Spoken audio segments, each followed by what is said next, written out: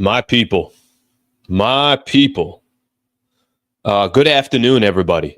I'm going to be treating this like I'm doing just a regular Sliwa show. So I know the title here says Monday through Friday at 8 a.m. Well, I don't know what the hell you want me to do. It's Sunday, February 2nd at 12:30. We're going to go ahead and go live. Thank you very much for being here. Appreciate you guys being a part of the show. Still in complete shock of what the hell happened last night, but had a little bit of time to, obviously react to it. And now we can actually do a regular show, kind of give our thoughts. I got a full breakdown for everybody. I got a full rundown for everybody. I just want to talk some hoops, and I just want to talk about this trade. And I'm sure a lot of other people want to as well. We're getting a chance now to, kind of see some of the ripple effects of what the hell happened last night. So we're going to get at least a chance to get some reaction here. I also want to spend a little time getting Laker fans' reaction.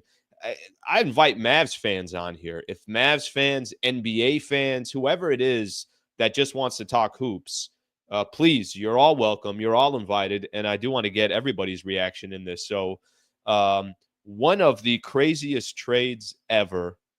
We're going to talk about it. We're going to react to it. I'm going to give everybody a quick rundown of the show in just a second. I usually start the Sliwa show with a quote. I got a quote here. Travel in grace, knowing that you are protected by love. Travel in grace, knowing that you are protected by love. When I do the Sliwa show, I always start with a quote. There's your quote for the day. Hopefully everybody already had their cup of coffee. Maybe had their cup of tea. I don't know what the hell you guys are drinking. Bloody Marys, mimosas. I don't know what the hell is going on. I know I got some tea here. I already had my coffee. So welcome to the show. Let's get things started. Let me give everybody a quick rundown of the show. Luka Doncic is officially a Los Angeles Laker. Like, officially a Los Angeles Laker. Press release already came out. We get notifications on Twitter, Lakers communication. They put out press releases. I had to read it 4 times. I'm like, I don't believe it still. I don't believe it. I still believe this whole thing's a fugazi. I had to, when I was doing the show live last night, I had to wait like 10 minutes after Sham sent out the tweet. Like, guys, this isn't real. Russia is infiltrating. I just kind of started going to all the different conspiracy theories. Luka officially a Laker. I want to read the press release that's out there from Rob Pelinka. We'll spend a little bit of time on that. I'm still trying to figure out what the Dallas Mavericks were doing. I swear to God, the whole thing. I got no idea what they were doing. Like, I get it, sort of, but I don't really understand it. So I'll react from a Mavs perspective. I think something that really, really tells you about this trade, go look at Mavs fans' reaction of what they think of this trade, and I think that's going to tell you everything. The general manager, president of basketball operations for the Dallas Mavericks, Nico Harrison, my brother, your job is on the line. And unless you win an NBA championship, I don't know how you keep that job. One man's opinion here. I'll get into it from that perspective of the Dallas Mavericks. We'll do that. Then we'll start jumping into the Lakers' perspective. I want to talk about the long-term plan first with Luka. And then I really, really want to key in on the short-term plan for the Lakers. If you're the Lakers and you're Rob Pelinka and you're that front office right now, do not waste this year. Don't just say, hey, we just got Luka. Whatever happens from here, we're just going to go ahead and waste it, whatever the case is, and just play your cards out. That roster's got incredible amount of flaws. In my opinion, everyone's for sale to try to go make this roster with Luka and with LeBron competitive for these upcoming playoffs. So I'll talk a little bit about that, including Austin Reeves, by the way. And I'm talking about if you got to go shop Austin Reeves to go make a deal to make this team competitive in the playoffs, then go shop Austin Reeves. You just got Luka. There's plenty of flaws with this Lakers roster. So I'll talk about it long-term. I'll talk about it short-term as well. Eric Pincus, who does a phenomenal job covering the NBA for Bleacher Report, is going to join me at 1:15. So I'm going to get some time to react a little bit, give my opinion, give my thoughts, and then we'll get Eric Pincus to join the show as well. I think 1:15. I first texted him 1, and then I said 1:15. So either he's going to show up at 1. If he shows up at 1, then I'm not going to make the man wait, or he's going to show up at 1:15. One of the two. We'll get into it. And then, like I mentioned, your reaction, your questions, your thoughts, everything else, we'll get into as well. Thank you for being a part of the show. Monday through Friday, the Sliwa Show. Also, the post-game show after every Lakers game. We'll be doing a lot of content during the NBA playoffs. We're going to have things covered here. We're going to have them handled. Please subscribe to the channel if you've yet to subscribe to the channel. Would appreciate it. Trying to close in on 30,000 subscribers. Let's get the show started. Luka, I don't know if you guys know Luka. He's an NBA player. Pretty good player. Not that bad. Is officially a Los Angeles Laker. I want to read the press release that the Lakers put out on Luka. This is no longer a drill. This is no longer, oh my God, I don't believe this, that. We've now had about 10, 12 hours to let this kind of settle in. And now we could, kind of start breaking things down. The release from the Los Angeles Lakers. The Lakers have acquired 5-time first-team All-NBA guard Luka Doncic, who, by the way, is 25 years old, and he's already a 5-time first-team All-NBA guard. They also got Maxi Kleber. By the way, for those who didn't know, and I'm not going to pretend like last night when everything was going on, we talked about Maxi Kleber a little bit. He's injured, and I don't think he's expected to come back this year. So don't expect him to be coming back. Markieff Morris, obviously a Los Angeles Laker in the past as well, won a championship with the Lakers. 3-team trade. In return, Lakers sent out Anthony Davis, Max Christie, a future first-round draft pick, to the Dallas Mavericks. Jalen Hood-Schifino, future second-round pick, and a future second-round sent to Utah. All right, Rob Pelinka's statement. Let me read Rob Pelinka's statement real quick.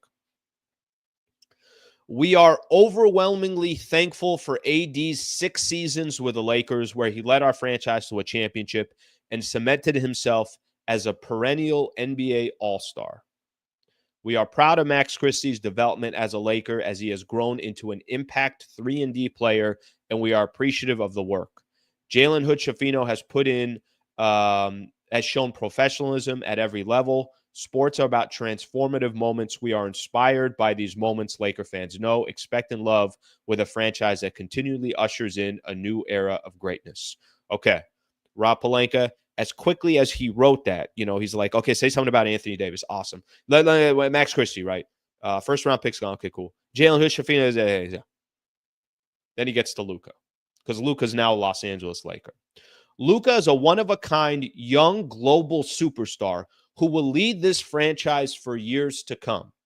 His killer instincts and commitment to winning championships will be a driving force for this team. We will be relentless in building a roster around the on-court vision Coach Redick has for this basketball team, and there is an unwavering commitment to that work to serve our loyal and dedicated fans. We are grateful for today and look forward to what's next. There was a little bit of information about Luka as well. I'm going to just put some context. I know people already know Luka. I know people already know how great of a player this guy is. But let me kind of add some context as we got this press release as Luka's officially announced as a Laker. Doncic is one of 3 players in league history to garner 5 All-NBA first-team selections before age 26, joining Kevin Durant and Tim Duncan. So pretty good players.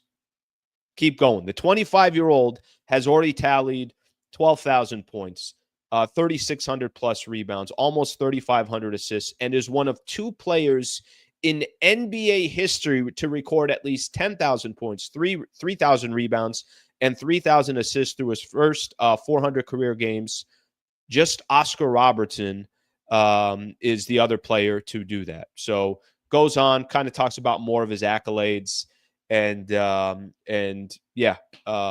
is going to be a Los Angeles Laker. He currently stands second all-time in triple-doubles by players age 25 or younger, with 80 trailing only Oscar Robertson for that stat. So officially, the Lakers made it official this morning. or probably about, I don't know, it was like 11:15 in the morning. Lakers made it official that Luka is officially a Los Angeles Laker. All right. I'm going to talk a lot about Luka. I'm going to talk a lot about the Lakers. But I really actually feel like the storyline, again, we're going to get into that. We'll get into Lakers. We'll talk about all those angles that comes with the Lakers. What are they going to do short term, long term?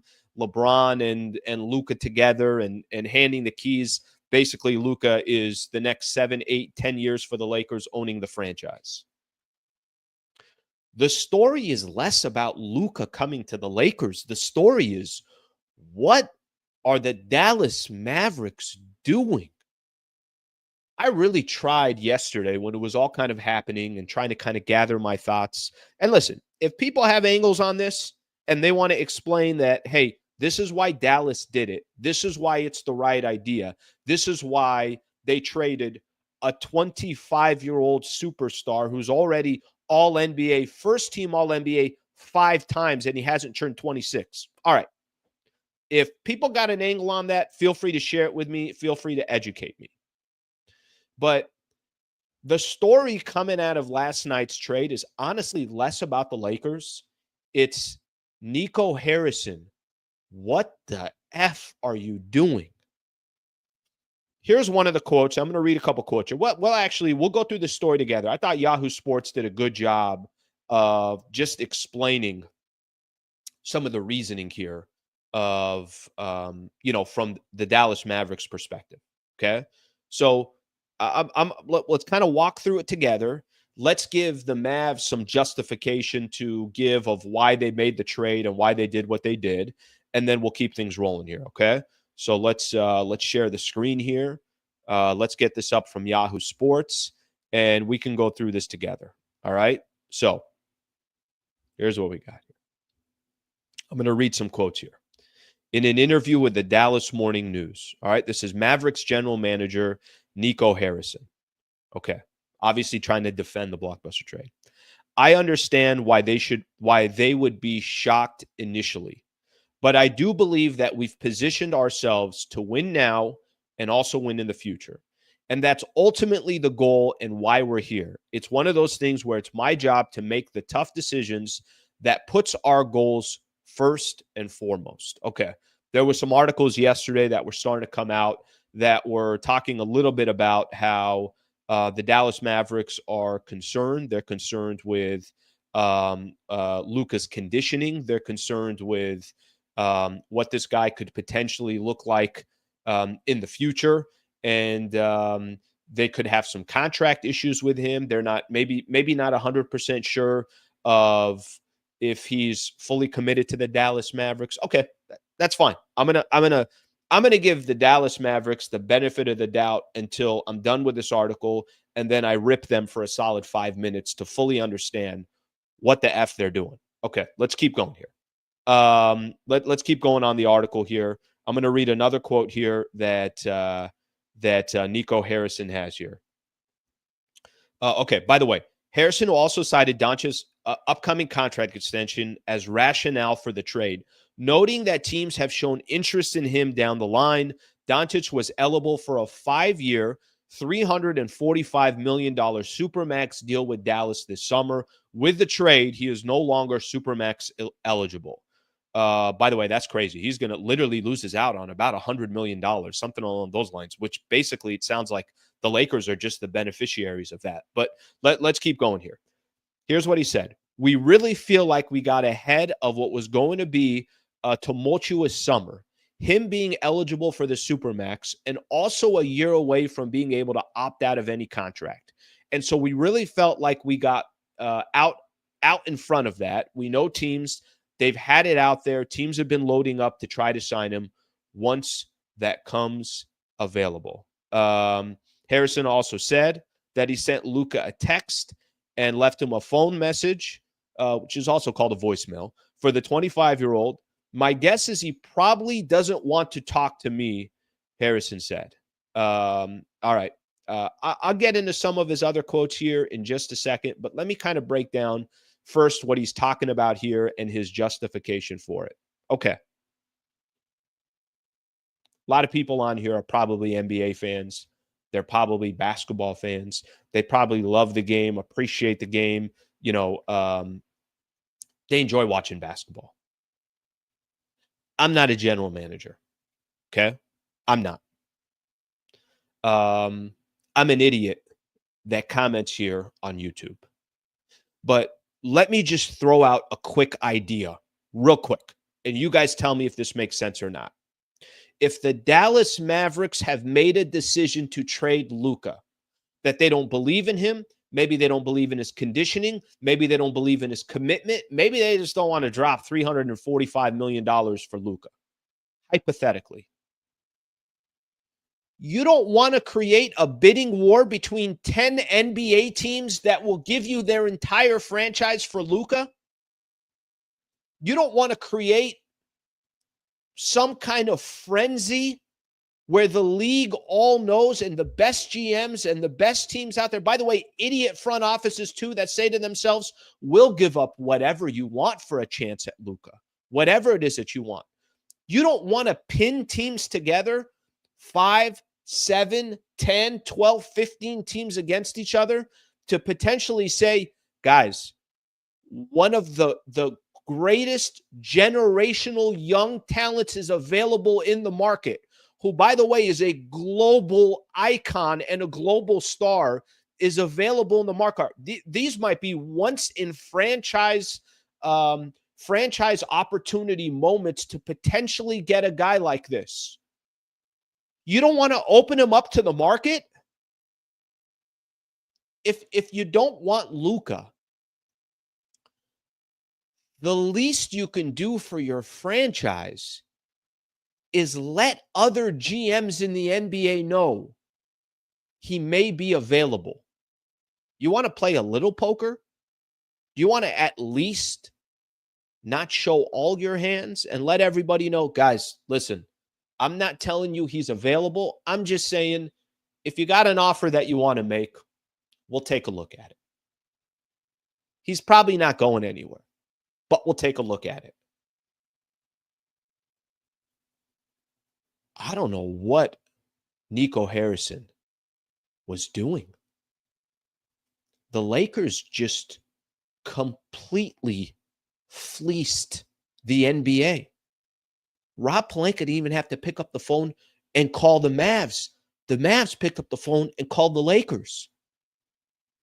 All right, let's keep going here. Let's go back to his justification. Again, I know there's some people that are going to sit here. Maybe they're going to make an argument that, you know what? He knows what he's doing. He's made some other trades that have made sense. And there's a justification for what he's doing. I want to keep going in the article here. By the way, thank you for all hanging out and being a part of the show. Let's keep going here. Here's more of Nico Harrison's justification.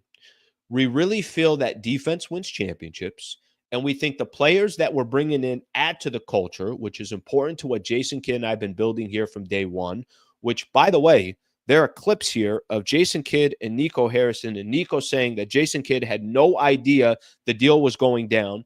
And he was asked about the trade, and he's like, I'm really just focused on this game coming up. So Nico Harrison doesn't tell his coach that he's losing Luka, a team that just made it to the NBA Finals 8 or 9 months ago, that are clearly building towards something that could potentially be special.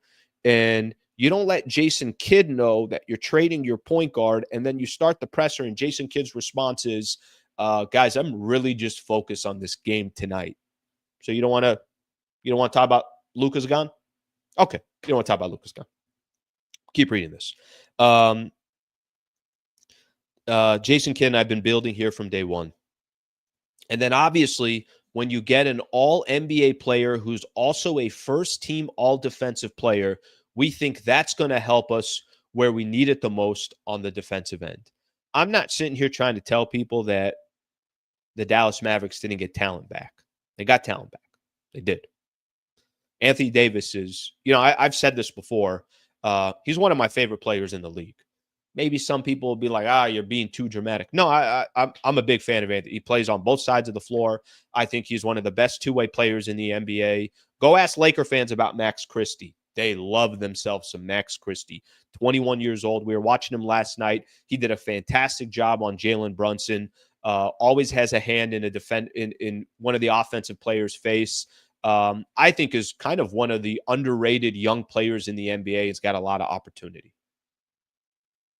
We're talking Luka, who's 25, about to turn 26, who's an icon in the game right now. You don't want to at least see what other teams would offer for him?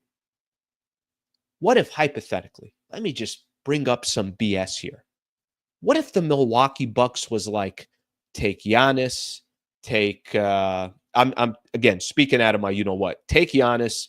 We got 3 first-rounders that we have coming up. I'm making shit up, okay? You don't want to see if there's some other teams out there. What would teams that have crazy draft capital, what would they be willing to give up? What would the Oklahoma City Thunder be willing to give up? I'm naming off teams off the top of my head. What are some teams out there that got really young players, but also have some veterans you could still kind of try to win now? And by the way, we'll give you as many picks as you can possibly think. They took 1 pick from the Lakers. Lakers have 2 first-rounders, which isn't crazy capital. You couldn't get Anthony Davis, Max Christie, Austin Reeves, and 2 first-rounders for Luka? If I told you that was the trade, I swear to God, I'd be sitting here and I'd be saying, I think the Lakers still do that trade. Why? Because they're getting a global icon in Luka that they're going to go build their franchise around for the next 7, 8, 10 years. I'll say this, and there was a quote out here. I'll stop sharing the article here for a quick second, and we'll keep going. Let me stop sharing here real quick. All right, where's this? Okay, there we go.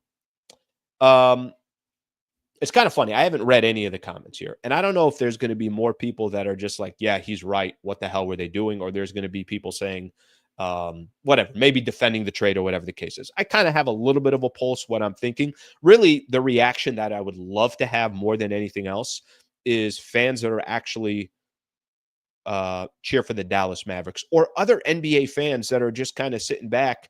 Who was it on the Ringer? I think it was this morning. Bill Simmons was on there. There were a couple other guys that were on there, and all of them were like, how do they do this? And they're talking about the Lakers franchise. They're saying, how do they always do this? How do they always end up with a unbelievable star? Wilt Chamberlain, Jerry West, Kareem Abdul-Jabbar, LeBron James, Magic Johnson, Shaquille O'Neal, Kobe Bryant. I'm not talking about top 15 player in the league. I'm talking about top 5 player in the league. How do they always do it? They always find a way. And in this case, this is the more puzzling ones, because this actually had the Dallas Mavericks calling the Los Angeles Lakers to make a move. All right, let me keep going here. I want to stay on this Mavs thing here for a quick second, and then we'll keep going. All right, and I'll look at some of these comments here in just a little bit, but I want to keep going to what I was saying. If you're Nico Harrison, one man's opinion, your career is on the line. Your career in the NBA right now is on the line, because Nico Harrison is only going to be remembered for one thing. One or the other, okay?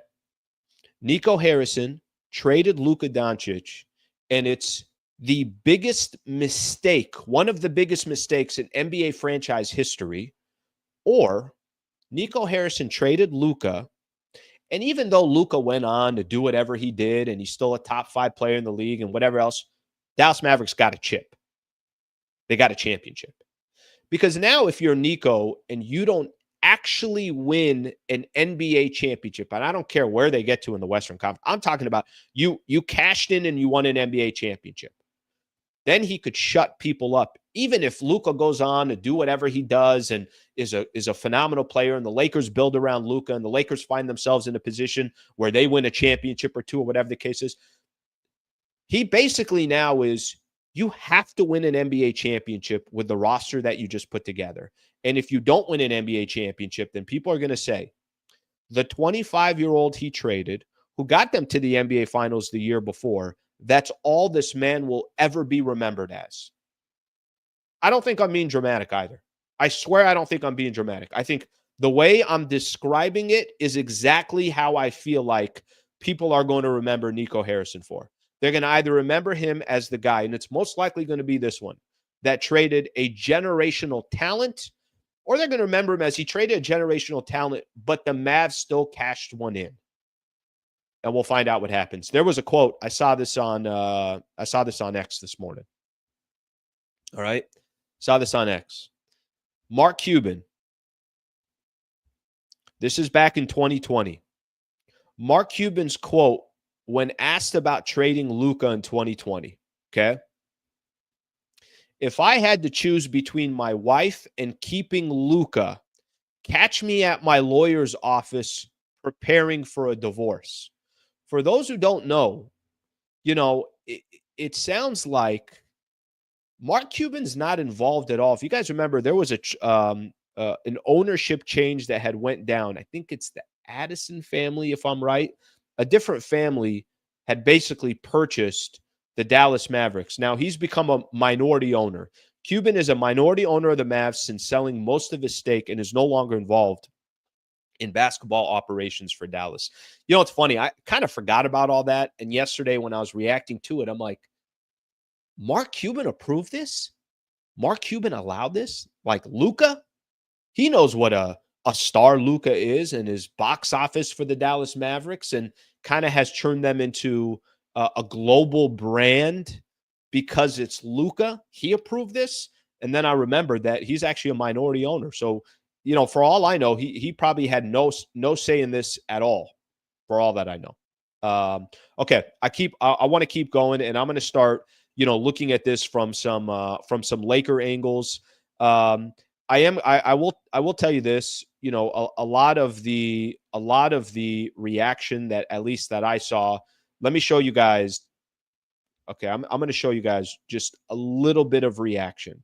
And I'm not telling you everybody feels this way, but again, I saw this. These are some, YouTubers that are breaking it down. They're clearly Dallas Mavericks. They do this podcast for the Dallas Mavs. I just kind of was curious. I'm like, okay, what are some of the Mavs saying? Take a listen here. This is one example. I'm going to say this real quick. There's no logic to any of this. I don't care who spins it, what Nico says to try and spin it. There's no logic to this.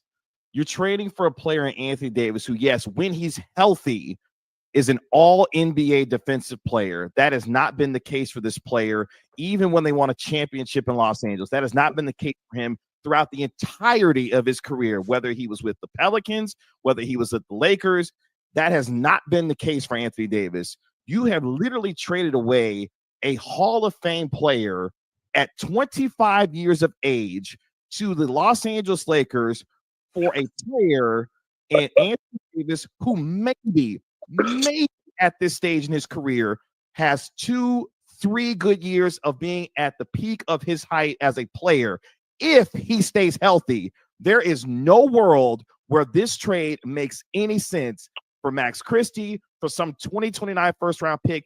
I'm at the point, if you're going to make this move, you blow the entire thing up. That is essentially what I'm going to stop it right there. Okay, this is why I want to play Kevin Gray Jr., who I don't know, this Dallas Mavs podcast that I have not listened to, but I wanted to let me hear from a Mavs fan. Are there Mavs fans out there that are saying, hey, I get it, I understand the angle? Does that man look like he was that he found an angle of what his front office was doing? Not to me. That's somebody that felt very, very passionate, kind of like I'm talking about. Like, what are they doing? I saw some video yesterday, Mavs fans reacting. Some people were near the arena trying to figure out, I don't know, were they trying to just gather with other Dallas Mavericks fans and saying to themselves, what the hell is going on, or whatever the case is. That's the best I can do in responding to this from a Dallas Mavericks perspective. My job is not to do that, but I want to give my opinion. I want to give my thoughts. I want to see it from the other side.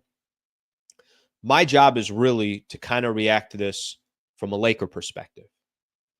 But how do you not stop and take a second and take a step back and try to figure out what's the thought process from the Dallas Mavericks? I can't understand it. I'm going to close my Mavs portion of this out by just saying this.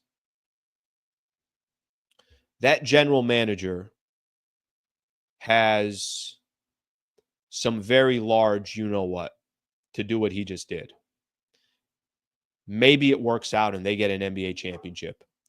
But I am telling you, if they don't win an NBA championship in this era of Anthony Davis and Kyrie Irving and PJ Washington and some of these other players on the roster, which I'm not telling you that's not a good team. It's a good team. If they do not win an NBA championship, I don't know how Nico Harrison gets another job in any front office in the NBA moving forward. So we'll see what happens. But I had to kind of let that off my chest to try to figure out what the hell I'm watching.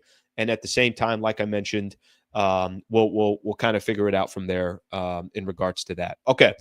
Thank you for being a part of the show. I appreciate you guys hanging out. We're going to go as long as we need to go today. I mean, I did 3 hours and 20 minutes yesterday, and that was, out of nowhere. But for today's show, we're going to make sure that we hit every possible angle. And I appreciate you guys hanging out. I know there's a lot of different content that you guys can grab. So thank you for being here. If you don't mind, take a quick second and subscribe to the channel. I'm putting up content every day, if not multiple times a day. So thank you for being a part of the show. All right, let's keep going here. Eric Pincus, by the way, in 13 minutes. So he did get my text. So it is 1:15 with Eric Pincus. Poor guy, threw him off. I'm like, Eric, 1? He's like, sure. And 10 minutes later, Eric, 1:15? He's like, what is this guy? What is he doing? All right, let's talk Lakers. Let's talk Lakers basketball. Did I go 32 talking about how we got here? Sure. Oh, my God. Lakers got Luka. The Los Angeles Lakers are about to start a completely new era with Luka Doncic as the foundational piece of this franchise. Long-term vision here real quick, okay? Long-term vision of the Los Angeles Lakers.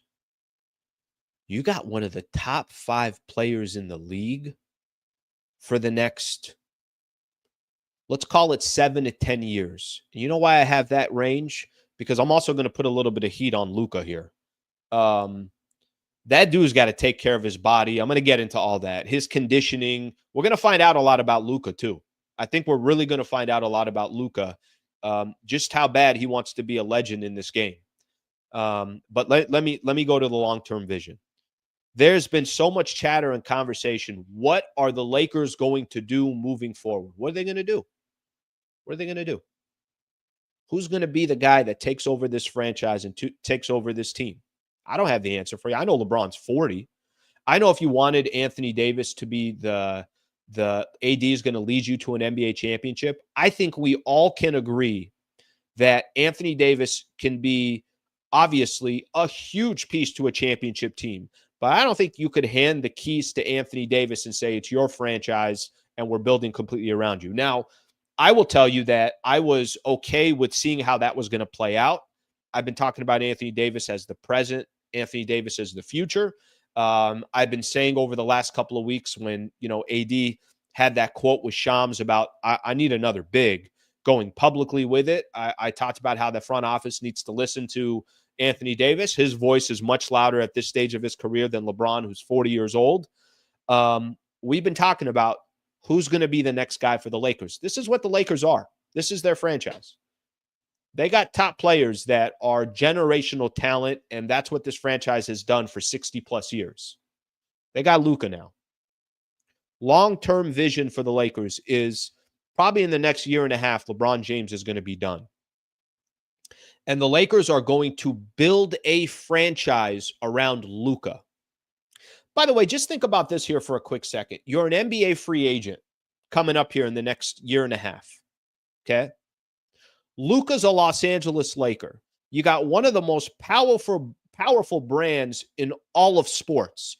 Dallas Cowboys, New York Yankees, Los Angeles Lakers, Manchester United, Barcelona.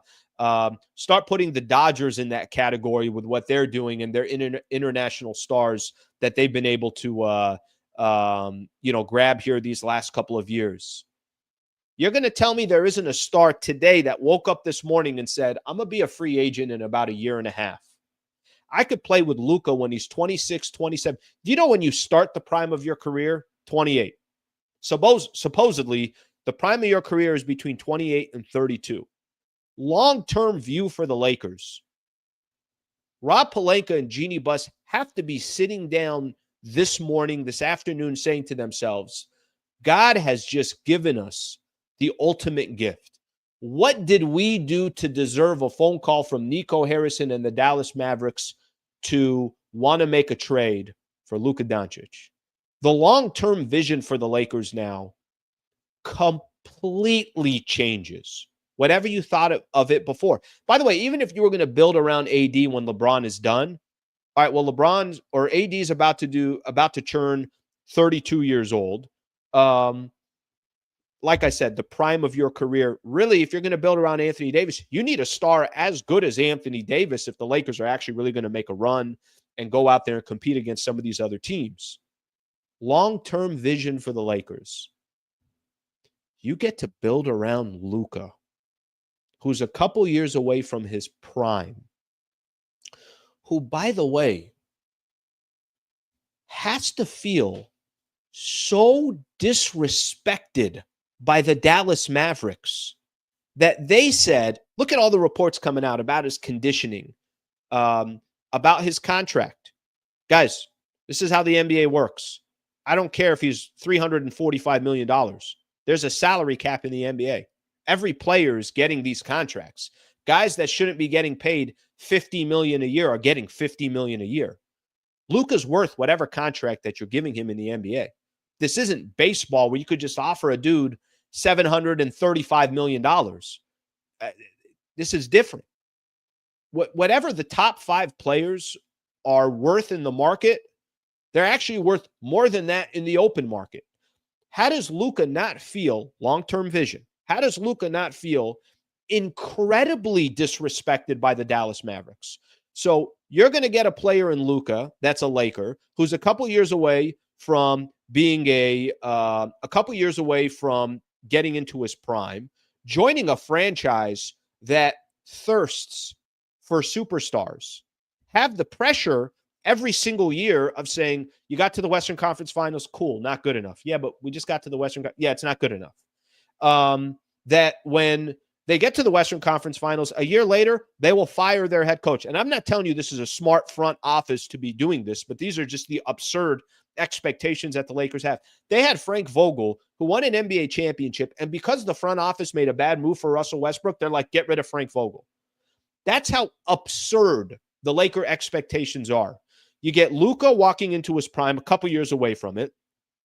LeBron's going to be done in a year and a half, I'm assuming, okay? Who knows? Maybe LeBron decides to go longer. It's going to be done in a year and a half, and you're going to be able to really, really go out there and obviously target a superstar to play with Luka. The brand of the Los Angeles Lakers and how you could eventually put these two together, there's got to be players out there that saying, I would love to play with Luka and be on the Lakers and get the marketing that I can get and make more money than I could possibly imagine and be on a franchise where I could eventually be a legend, because that's what the Lakers have cropped. Legends. Legends have come from everywhere to be Los Angeles Lakers. That's the long-term vision that the Lakers have by grabbing Luka. I don't know what to tell you, but did the NBA just not completely shift and change in the last 12, 14 hours? The way you knew the NBA before, I swear on everything, the league has completely changed to me.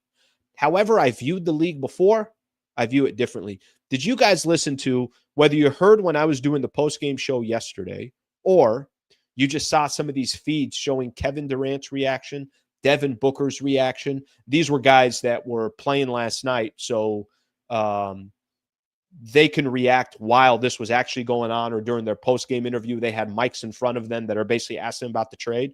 Do you know what each of these guys said? They're like, if Luka can get traded, oh my God, anyone can get traded. You know what they didn't say? If Anthony Davis can get traded, anyone. No, all of their reactions were like, Luka got traded. What did Devin Booker say? He's like, when I first heard Luka, I was like, Luka Garza? I said, not Luka Doncic, right? It can't be Luka. It absolutely can't be Luka Doncic. Long-term plan for the Lakers. If you had concern before about the long-term plan for the Lakers, you should no longer be concerned about the long-term plan. It doesn't mean they have to, they're not supposed to figure out the roster. You know, if I will say one thing here on Luka, and I'll do the short-term plan, but I'll do the short-term plan that has more to do with between now and the NBA trade deadline and what the Lakers need to do from there. I'll do that. Let me do that after I talk with Eric Pincus and Eric Pincus comes on, because I don't want to get that started and then, you know, I got to cut myself short here. But let me say this real quick about Luka. We're going to find out long-term plan what Luka wants to be, because Luka's walking into a situation where he literally can become a legend.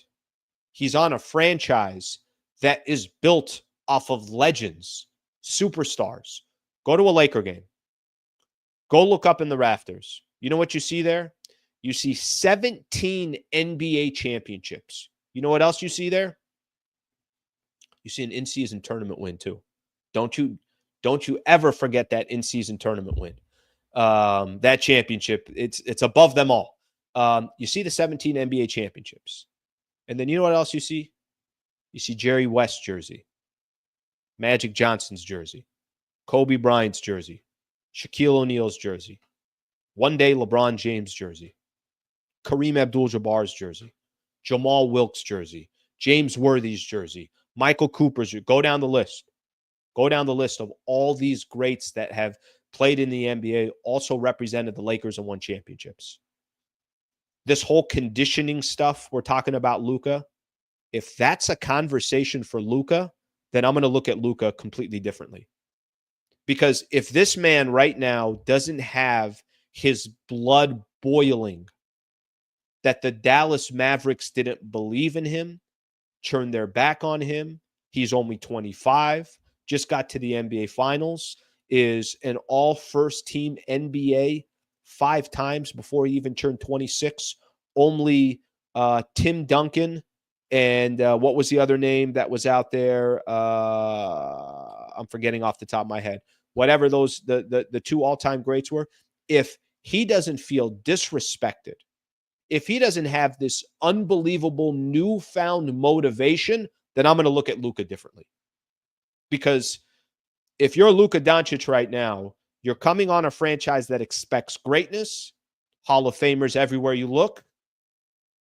And if your issue is your weight and your conditioning, then maybe Luka just doesn't have the drive. Then maybe Nico Harrison was right to say, you know what, I'm going to trade this guy now because it's going to be a headache later. I don't believe that. I'm going to take my chances. I'll take my chances with Luka. I'll take my chances that that's not the case. But we're going to find out a little bit more about Luka as well.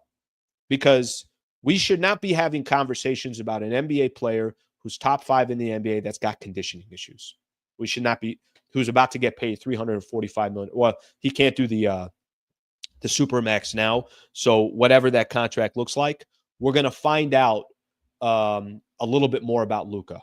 And I believe genuinely that you're probably going to get the best version that you've ever seen from Luka in these next 3, 4, 5 years. Part of it because he's a Los Angeles Laker. Part of it because the Dallas Mavericks said, no, thank you.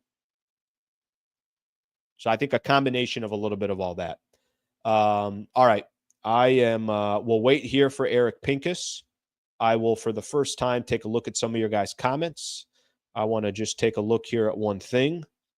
Make sure. See this. Okay, we got that. All right, let's take a look at some of your comments here. You know what? No, I'm not going to take a look at your comments because right when I said that, Eric has appeared. So I'm going to go to your comments later. We'll do your comments later. And then I also want to get into the short-term stuff as well, or the short-term plan. All right, let's add him here to the mix. How's it going? Morning. How are you doing? Afternoon. I guess it's afternoon, I guess. Yeah. I mean, to be honest, I went to bed so late that anyway. How late? When did you actually I went to bed at 4 a.m. 4 a.m. Yeah. Just a nice little 4 a.m. Which club were you at? Club This Desk. Okay. Let me try to get centered here a little bit. No, because when I think Pincus, I'm thinking he's at the hottest club. Yeah. Hottest clubs in LA. That's where you can find Eric Pincus. Yeah. All right, brother. Well, I appreciate you joining the show, obviously on short notice. Let me get your just initial thoughts of finding out the news, kind of your initial shock, and then as you sit here now, has any of your opinion changed from last night to this morning? Let's see here. Well, yesterday I worked most of the day, got caught up, felt like pretty good about being caught up. My daughter's home from college over the weekend, and so we were watching a Korean cooking competition show. Okay. We got to the very end of the episode with about 5 minutes left, and I saw that Shams had been hacked. And me too. So then I started texting people and saying Shams has been hacked, right? And then people were like, I don't think so. And then at some point I got word that that it was real. So then I, didn't watch the rest of the show and have been at my desk basically since up until 4 a.m. And then I did get a little bit of sleep. And then I couldn't get out of bed this morning. So the Korean cooking show lost out to the Luka AD trade. Yeah. Absolutely. Okay. And it's all good. I mean, some people prefer Korean cooking shows. I live in the basketball world, so it is what different strokes. But and then for the second day in a row, I haven't been able to get out of bed, not for any sort of negative reason, just dealing with a lot of texts and communication and phone calls. I always forget around this time of year that my life is basically overtaken for a good 2-week period where it's just there's no autonomy. It's all good. Like I do what I love, so this is not a complaint. But yeah, I just showered and jumped up to my desk right before I jumped on here. So as far as my reaction to the actual news, once it became actually real, I've done my investigation. I'm going to probably let the Mavericks do their, what's the best way to put it? Their presentation on what happened. Because if you look in the fine print of the trade, I think it says that the Lakers traded the rights to spin the trade to Dallas. So Dallas is explaining exactly why this happened in detail. That's making me a little uncomfortable, to be honest. It's a little odd how much they're talking, Luka's being out of shape. I mean, the Lakers kind of blasted like D'Angelo on the way out the first time, and I was uncomfortable with that. I'm not a big fan of when a team kind of rips a guy on their way out. Eric, are they doing that to try to find a way to just they know how much noise this has created and will probably never have a trade in NBA history that creates this much noise? Listen, I'm being honest. Maybe we do, maybe we don't. Are they doing that? Are they doing that to – it's almost like you break up with somebody and you want to tell everybody, well, this is why I broke up with her, or she broke up with me. She's explaining well, he was an a-hole and he did this and he did that. It's like, all right, well – I guess we're going to get some, is that their way of making themselves try to feel better about what they're doing? Like if you've worked for a team, I've never actually worked directly for a team. I've done some work for teams, but never as an employee full on, certainly not in the PR department. There's an element of, from former students that I have, people who I've worked with, a team decides this is the story that we're going to tell and they commit to it. And sometimes the logic as to why is perplexing and it doesn't make sense and can be there. You can poke a lot of holes in it. I can poke a lot of holes in what was said. And I think a lot of people are poking holes in it because they're saying, why didn't you shop Luka with anybody else? And their answer is, well, we wanted AD specifically. Well, AD is of a certain age where, he's over 30 and has had injury issues most of his career. Excuse me. And so, yes, I love AD. I think he's incredible. Love AD myself. I agree with you. But if you're trading a top 5 player in the NBA, absurd, for a guy who's about, what is it, 8 years older, 7 years? I don't know the exact number. I haven't looked it up, but it's in the neighborhood of that. Luka's 25 and AD, I think they'll both turn. I think AD's 32 in March, and I don't think it's like Luka's 6-7 years in that range. Yeah. AD has, Luka, you could say, okay, well, he's not always healthy, and he's had some, as Dallas is making clear, some conditioning issues. Unquestioned, he's not necessarily this incredible athlete who looks like he's going to play he's not for LeBron 600 years. Or Shea. Right. But at the same time, like, Luka is a ridiculous basketball player. Now, defensively, he is bad, actively bad. At least he has height. That helps a little bit because it's hard to have like a 6'1" actively, like Trae Young, who I like a lot in a lot of ways, is actively not a good defender, but he's also like a small. buck, 60? Yeah. And small, right? So at least Luka has a big body and big size, and you could scheme around him. Now, the Lakers have a lot to figure out moving forward, more than you'll be doing shows on this for months and maybe years, trying to see how the Lakers build around Luka in a new paradigm. This is this is no longer the LeBron era. This is now the Luka era. Before that, we had the Kobe era, and in between, it was I don't know what it was in between, but that's the eras we're in, right? And so, what is the Luka Lakers? What is it going to look like? We can speculate. I think there's the short-term question, which is the rest of the season. Can we? I'm sorry, Eric. I don't want to cut you off, but I want to go back to what you said about, because I think it's really, really important to try to understand, and it's how I started my show. I don't care if Nico Harrison loves Anthony Davis. I don't care if Nico Harrison says to himself, guys, I got my guy. That's the guy that I need, that I think is going to win an NBA championship. Okay. You're not trading PJ Washington and Gafford and other, like, it's not a package that doesn't include Luka. And you're saying, I have a chance to potentially pair Luka and Anthony Davis, and I got my 2 guys, and now I'm going to go try to win an NBA championship and everything else. The biggest issue that I cannot understand, why aren't you telling 10 to 15 GMs out there? Right. You're answering your own question. Luka is for sale. But you don't even have to make it obvious. You can just sit back and say, listen, all I'm saying is this. If we will listen if there's a potential trade out there for Luka. How are you not? I don't care how much you love Anthony Davis. You have to be responsible to your organization. Well, why didn't you also get 2031? If you minimize it and say it's only Lakers, why did you not get everything that the Lakers could give? Including Austin Reeves. Let's simplify it. 2031 doesn't cause any more problems for like the Lakers salaries. Yep. Like just a simple thing. Yeah, you could take it further. You could say Dalton. You could say we could take it further. But let's not take it further. Let's go super simple. Why wasn't 2031 in?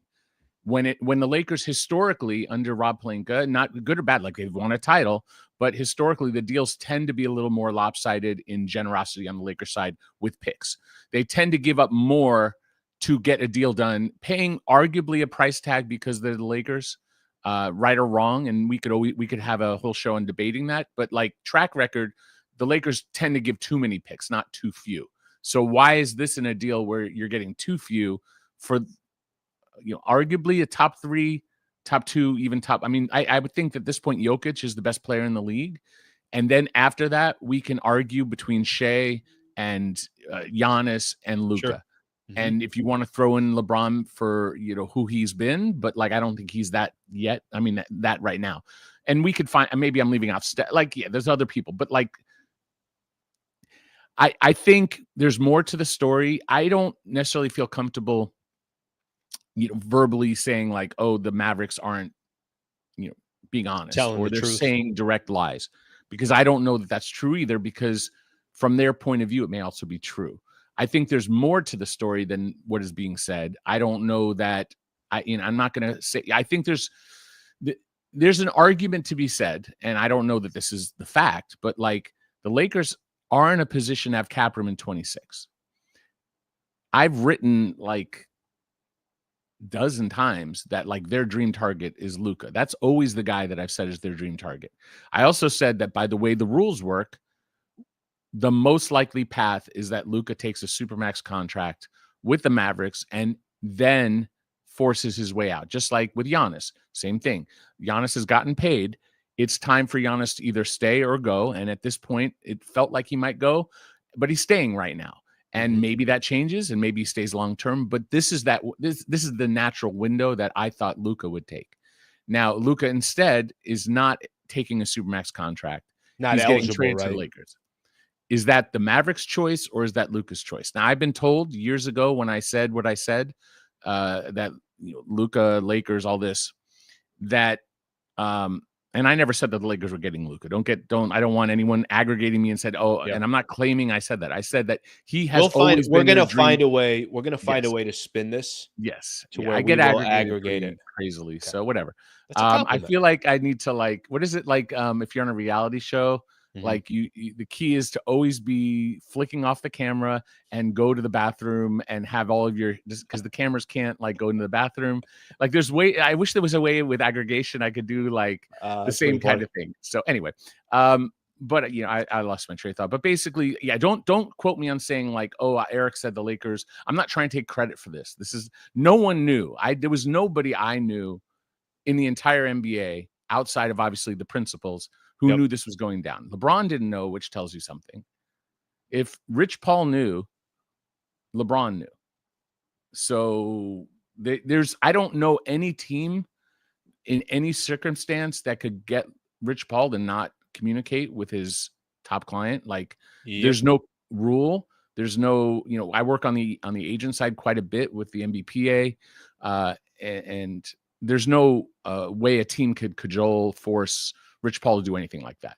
So, and people say, oh, well, AD waived his trade bonus as proof that like they knew ahead of time. No, like the trade was legal the way it was structured with AD taking his trade bonus. And then once it's done, then they can have a conversation. Okay, you're being traded here.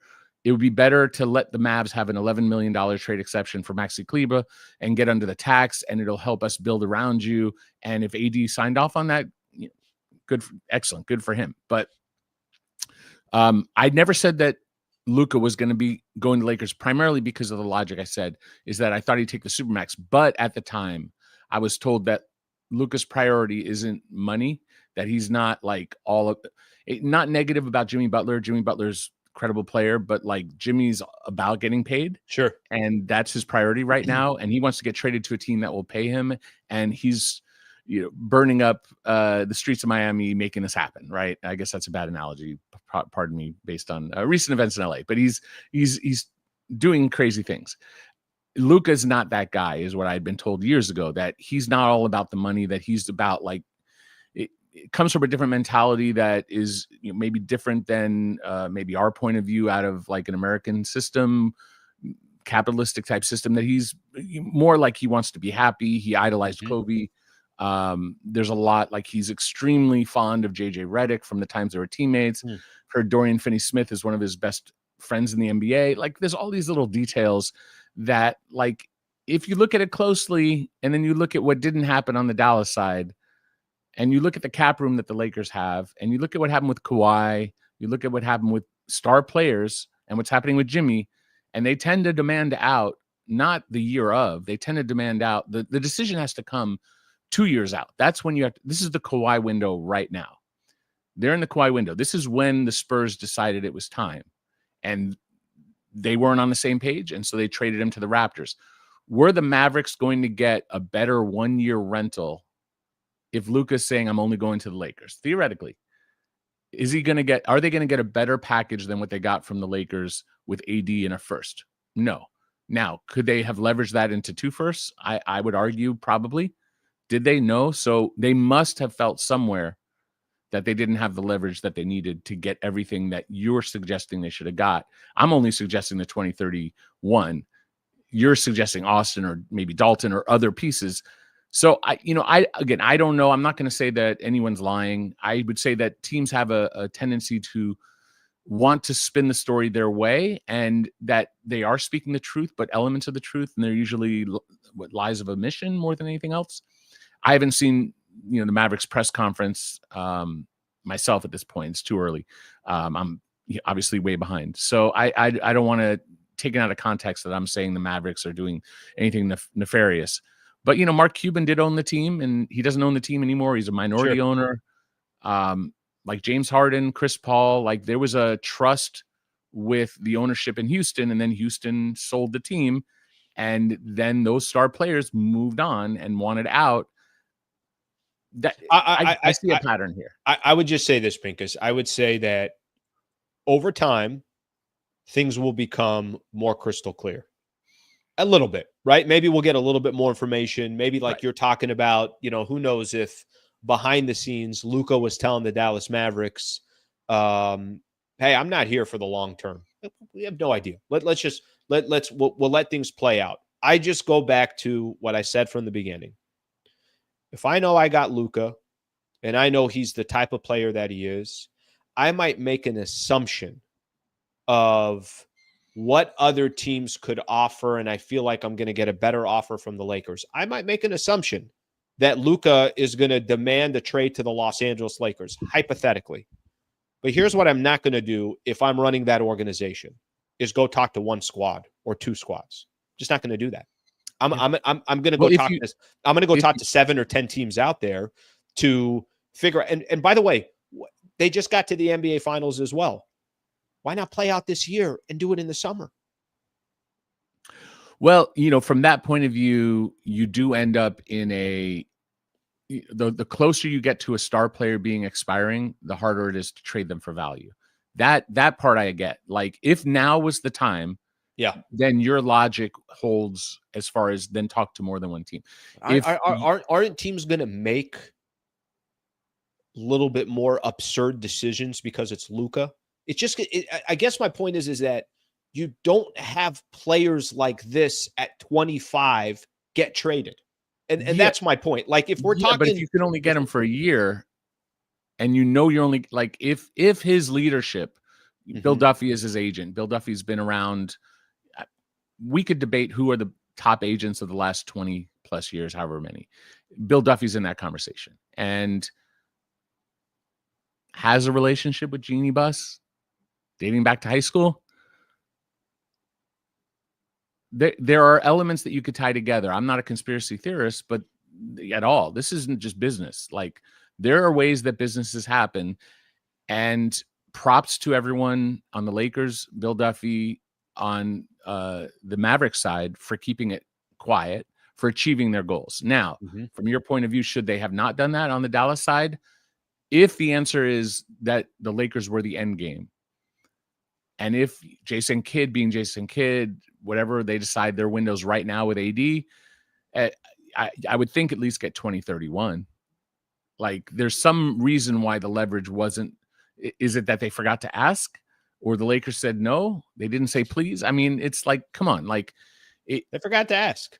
They forgot. So, I mean, they got Christie. They had another first round. Lakers highly valued Christie. Like, they love Christie. Sure. Lakers highly valued AD.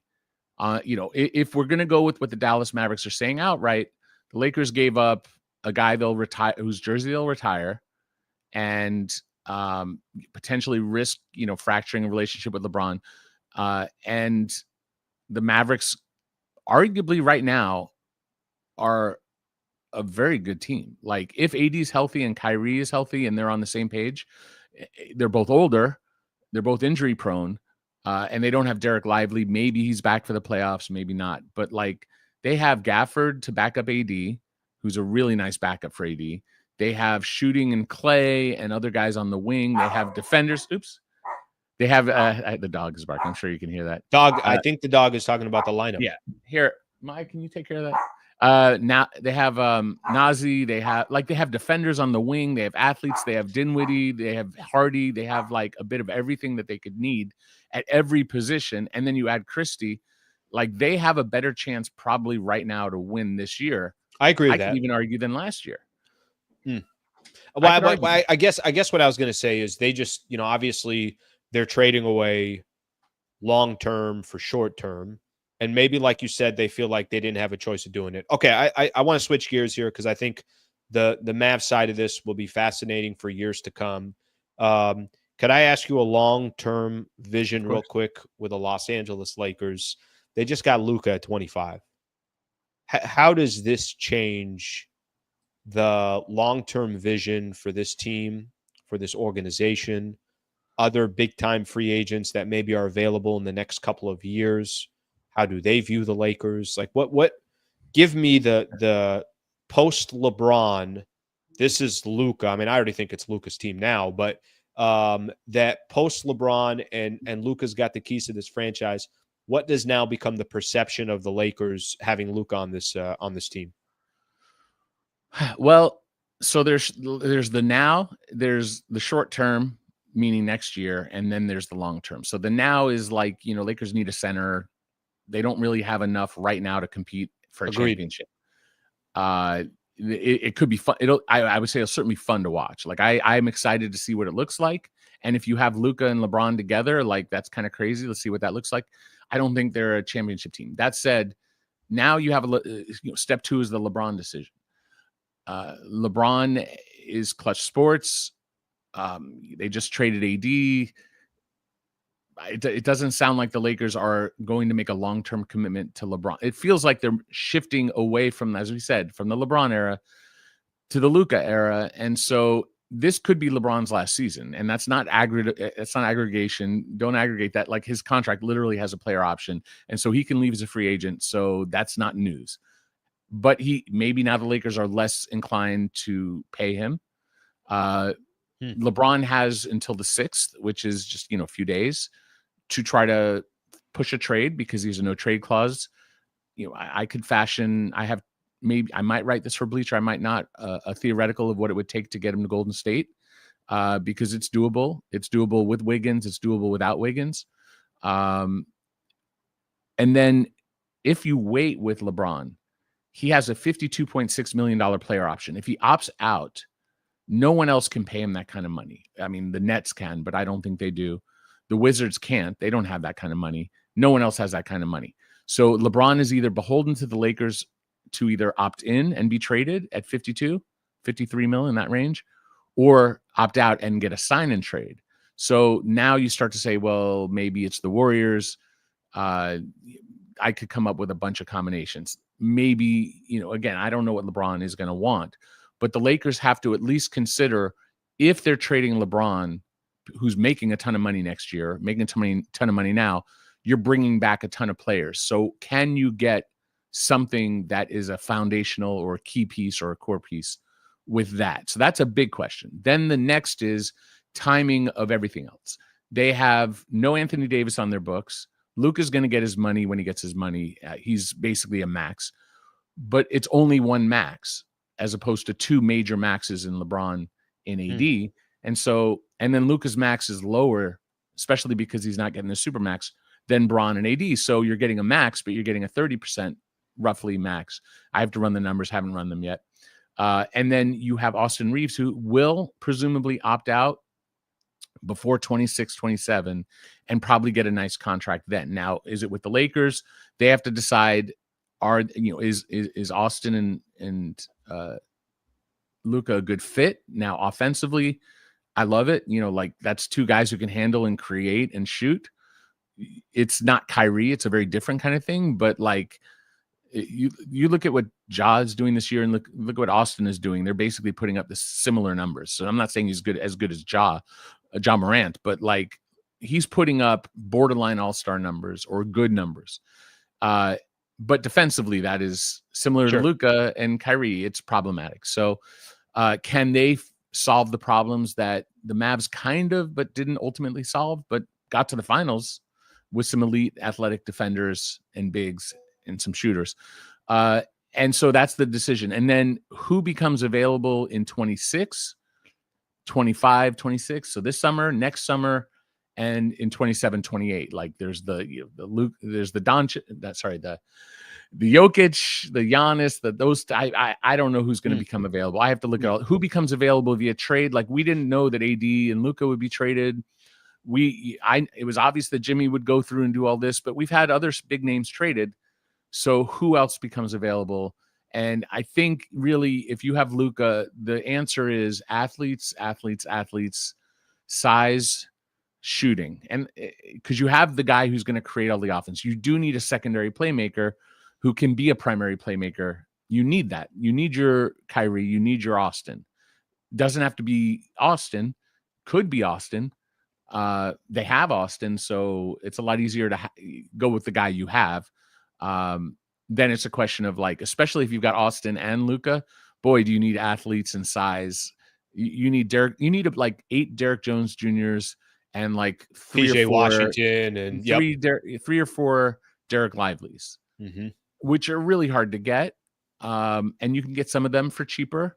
You can get athletes who can run and jump and block shots who can't score. Who have terrible hands or, things like that. Jackson Hayes is a good player. I think he'll help. He'll be better with Luka and not playing with AD. Jackson Hayes was more productive the other night against the Knicks without AD. He's more productive player when he's able to just run and be a lob threat. So there's too much to figure out. I think the immediate questions are, what are they going to get back for LeBron? How does Rui Hachimura fit into it? How does Dalton Connect fit into it? They're both finishers. You need finishers with someone like Luka. So they fit, but neither of them are what I would consider to be heady, defenders. Like I don't know that Dalton can defend anybody really right now. I think that Rui has some ability, but not on the perimeter. He's a better, like we've seen what he can do against Jokic in the playoffs, uses big body and strength to stay in front of Jokic. And even though he's outmanned, fight. So that's a good thing. But in terms of like perimeter athleticism and defense, there's some real issues. So yeah. So Eric, I'm curious, between now and the trade deadline coming up Thursday, like you said, this might be fun to watch, but it's not a proper team construction, right? And I'm sure it was just get Luka in the door. Absolutely. And then we'll figure it out. And that's exactly what they're doing. And if that means that, this season you're not competing for an NBA championship, they're going to take their chances with that. Well, I mean, that's literally what the Mavericks did when they got Kyrie. Like they looked at the situation and said, we have to have the other guy who can create when teams are double teaming Luka. And so when they did that, they knew that was not going to be their year. And I spoke to the Mavericks when that happened. And they're like, yeah, we don't have like anywhere close to what we need this year. The next year they go to the finals, right? So they were able to get Lively in the draft. I think it was through draft trade, I think. And then they got Gafford through trade. They made a bunch of nice little moves. That's where the Lakers are going to have to be in the next year, in the next few days. Can I say just the next few days? How aggressive do you think they would be? Because what I would make the argument is this. I would prefer, yes, be smart. You just got Luka. You're obviously thinking about the future and everything else. Now you have that established superstar for the next potential 7-10 years, whatever it is. But what I also don't want them to do is do nothing between now and Thursday. Like it feels like, just from a personnel perspective, still be open for business and still see what you can do, because I'd hate for them to also just kind of waste any opportunity that can be out there because they just got Luka. Sure. Well, they have 2 draft picks in the next 7 years. They have 2031, a first. They have 2025, a second from the Clippers, which projects to be in the 50s. So it projects to be a 2-way. So you have no real expiring contracts because Maxey, who can be retraded, is $11 million next year, and he's hurt. Rui has some value, but a team needs to commit to $18 million next year, which not every team's willing to do. Dalton is your only real piece as far as attractive young players. Is he having a shooter like him good to have with Luka? You can argue it is. You could argue his defense or lack thereof doesn't offset what he does on offense. So I don't know the answer there. The only real attractive asset is Reeves. Is Austin, and I don't think Jeannie, from my knowledge, and it has been reported, loves Austin. Why? I can't imagine that she gets Luka and trades Austin. Like I think they'd rather trade LeBron right now than Austin. That's just based on the trajectory of where the team is going, moving away from being an older team built around LeBron, and you need a creative. I'm not saying that like Austin is better than LeBron. I'm just like you just traded older for younger, right? And AD. So are you going to trade younger to get older? Because like I just don't get it. I think that they're keeping Austin, in my opinion. I think that keeping Dorian Finney-Smith because of the relationship with Luka. Sure. And I think the decisions now are, well, it's LeBron's decision. What does he want to do? Chris Haynes reported that again, Chris Haynes could be 100% right. Today, LeBron is staying, and the plan is that he stays with the team. That's today. We're recording this on the 2nd. Is that LeBron's point of view in the next 4 days? It probably is. But do we know factually that it is? Of course not. It's not fact until after the deadline. Then it's fact. So let's see what happens there. Then if they're going to do something like, I think based on their numbers, you can argue that there are two pathways for the Lakers next year. One, trade someone who is making salary next year that doesn't impinge upon future plans past 26. And so maybe you're taking somebody on a 2-year deal that someone else doesn't want. And maybe you're sending out Rui and getting somebody back, and they view it like they're getting a better player on a 2-year, and the Lakers feel like they're getting a better player for them on a 2-year. That's arguable. But I can also argue the Lakers could get under the tax next year, and the repeater tax, which they're a repeater team, it changes in the rules. It doubles. So right now it's a dollar for dollar tax. You're over by, say, 20 million, you pay 20 million extra tax. Starting next year, if you're over by 20 million, you pay 40 million extra tax just on the repeater portion, not talking about the additional actual progressive tax, which is also very expensive. So for the Lakers, you have to get out a certain number of times. It's arguable that they get out next year and that they get out in 26 before 26, 27 to get cap room, to get another piece with Luka, resetting their repeater tax clock. There's a lot that they have to decide upon that we just don't have enough information on, stemming from what do they do with LeBron in the next few days? What do they do with LeBron next summer? Is he finishing his contract with the team? Is he opting out? Are they signing and trading him? Are they trading him? If you are trading him, you have to bring back a ton of stuff just because of salary matching. Right. I think you have to see if Austin and Luka fit well together. Can Austin be his Kyrie in terms of if you completely send everything you have at Luka, which is what teams have done pre-Kyrie, so that he has to give up the ball because he's triple teamed. Sure. And back then, and James Harden had the same issue. Trae Young has had the same issue. You have these ball dominant guards that they don't have a secondary playmaker in the playoffs, get the ball out of their hand. No one else can do anything. Right. They've done it. They've tried to do that with Shea, and they tried to do it with Josh Giddey, and that kind of, that's why the Warriors worked. They did it with Steph, and you had Draymond in that role. So if you're getting the ball to Austin Reeves, and Austin Reeves is their primary creator, or if you're trying to stop Austin Reeves, who teams have had a difficult time stopping, by and large, not like he's Kyrie, but then you have to deal with Luka. So that, I think, is worth exploring, and I think that's the plan moving forward. It's just the Lakers can't know the answers to these questions because, one, LeBron is a no trade, and he has a player option, and he has a no trade if he opts in. So there's a certain amount that is just LeBron will the trickle effect will come from some of his decisions. They honestly, for this year and next, are not in charge of that particular decision, and so while I can come up with scenarios for every path. Not that I'll come up with every answer, but I can math it through every which way. Ultimately, it's LeBron's decision, and I think that's a fascinating thing to watch. I mean, maybe he loves playing with Luka. Maybe this is a marriage made in heaven. and maybe LeBron play for the next 2-3 years and finish his career. And for some reason, it's like something we didn't know we needed.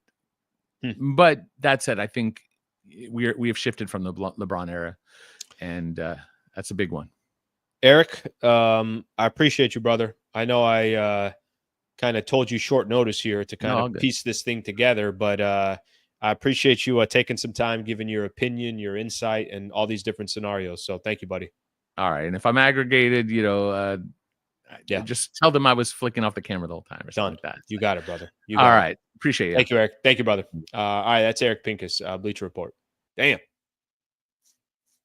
So many scenarios here. But think about what he just said. He's like, if LeBron do the Lakers try to trade LeBron in the next few days? Does LeBron want to stay? Does he want to go? Matching salaries coming back. What does LeBron do in the offseason? I don't think LeBron goes anywhere. I think LeBron's here for the rest of the year. There were some quotes that came out this morning. LeBron intends to stay with the Lakers beyond Thursday's NBA trade deadline. Let me read off one of the quotes. Or not actually. I think these quotes were earlier. This was, I think, back in 2024 at last trade deadline. But ESPN is at least reporting, Chris Haynes is reporting, LeBron intends to stay with the Lakers beyond Thursday's NBA trade deadline.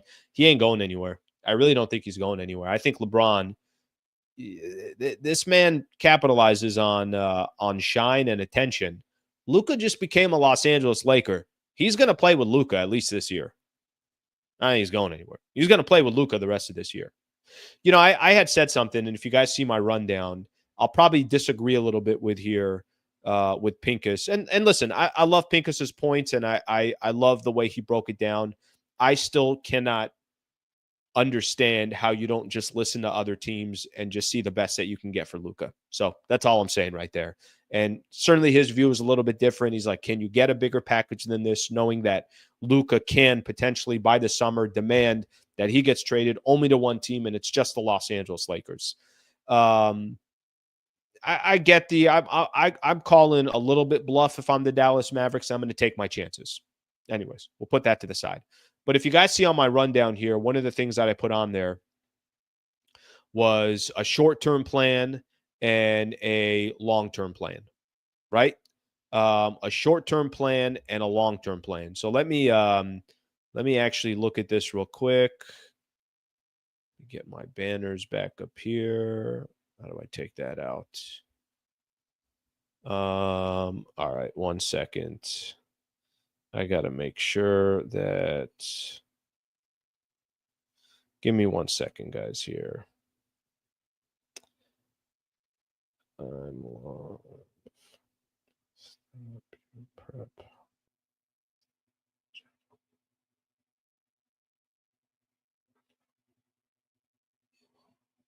Okay, I just got to make sure I communicate. I got a couple people that I just got to make sure it doesn't mess with some of my stuff here. Okay, so real quick, I want to just talk about long-term, short-term. I'm just going to talk short-term. I don't know how you guys feel about this, but I'm going to tell you guys 100% how I feel about the short-term for the Lakers, and then we're going to call it. I'm going to look at your guys' reaction, and we're going to call it a day. One of the things that I'm paying attention to right now, that is really the only thing that I'm paying attention to, is the next 5 days for the Lakers. What are they going to do by the time Thursday comes? Go make another move by Thursday. I'm not saying that you got to go out there and completely change the roster, but why are you going to waste the rest of this season? I don't think there's a reason to waste. I think let's see what the Lakers can do and what they can put together, and who the guys that they can put together with, specifically guys that they can put together with, like I'm referring to on this, with Luka and with LeBron James. Round out the rest of your roster.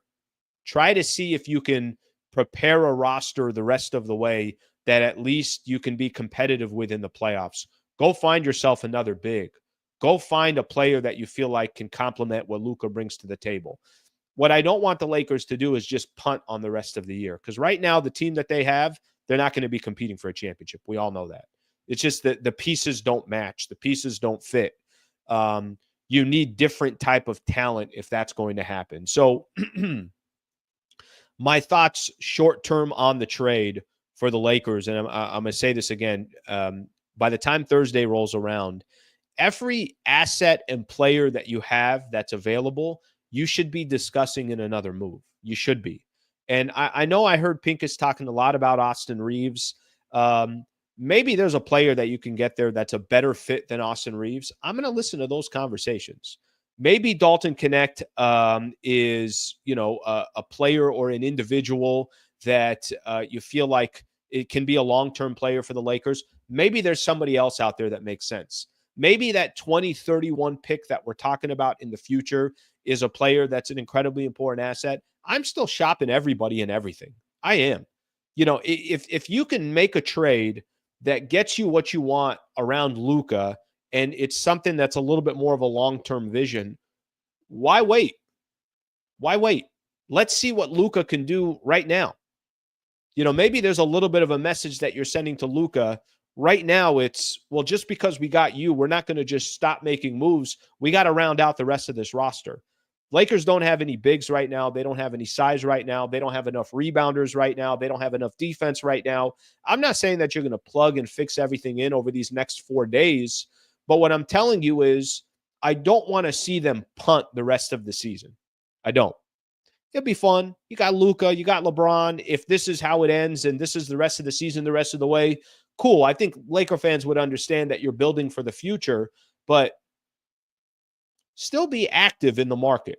Still look to see what is available. I don't want to hear, Austin Reeves he's untouchable. It's a completely new era that you're starting here with Luka.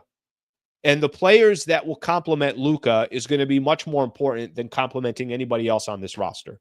So I think that part's going to be a little bit interesting to, obviously to see. And we'll obviously wait to see what the Lakers do over these next 5 days or so. All right, let's take a quick look at everybody's comments here. My apologies, by the way, but as you guys can tell, it's a busy show. It's a busy show today, so I know I haven't got a chance to really look at the comments. You guys saw that I put on here your reaction at the end. So now I'm just going to do comments. I'm just going to do, your guys' thoughts. I got a couple that I tried to star when I was doing my chat with Eric Pincus. So let's focus on some of our listeners, our fans, people that are from all over the place that are watching because just because this deal was such a blockbuster move, we'll focus our attention there. If you can take a second, please subscribe to the channel. If you're a fan of the NBA, Laker fan, whatever it is, I try to put a lot of content here. Somebody out here in Southern California, I'm hitting a lot of these sports, so please subscribe. Would greatly appreciate that. All right, let's take a look at some of these comments here. This is an interesting one. I on purpose highlighted this because I did mention this. I'd love to hear from Mavs fans and everything else. If you put a comment previously, I would not depend on me going backwards. I'm just going to have to look forward, as in the comments that are coming in now. I'm just not going to be able to catch up. Lifelong Mavs fan here. There isn't a single Mavs fan in favor of this deal. This was a slap in the face to all of us Mavs fans by this organization. This will go down as the most lopsided trade in, I'm assuming he's putting in history there. Maybe there's more details here that we didn't know. Maybe the Mavs didn't have a choice. But just based off of the information that we have here, I don't think there's anyone in the league that's sitting there saying, "Ooh, I really like this short-term and long." Maybe short-term. Listen, you can make the case short-term that the Mavs can make some noise. Guys, we're talking Luka's not on that team anymore. So whatever that team looked like, it's going to look completely different now without Luka. And I'm the biggest Anthony Davis fan. That's not normal. So thank you, brother, for putting your thoughts in. Like I said, if any Mavs fans that want to chime in, you could chime in as well. It could also be that new majority ownership of the Mavs didn't want to pay Luka that cash. Okay, well, let me tell you something. That's dumb for business. Luka's worth $345 million. He is. That's just the way today's NBA is. You think people are going to be coming out? Listen, I love AD. He ain't box office. He's not a global icon and a global star who's 25 years old. If you're trying to make this make sense for business, who's box office? Who's giving you nationally televised games? Who's going to sell you season tickets? Luka's one of those guys. So, what's the saying? You could save a dime to lose a dollar. I think when they'll, essentially look back at this down the road, they're going to question, I think, whether this was good for business. You save some money now, but what is it going to mean down the road for your sponsorships, your advertisers, your income coming in from merchandise sales, your, like I mentioned, the nationally televised games, ticket sales. I mean, there's a lot of factors that go in here. Global sales, your global brand, did it just become smaller because Luka's not there? Thank you for the comment, buddy. Let's get some more of these in here. Northborough AES, Mavs Luka just pulled a possible Saquon Giants.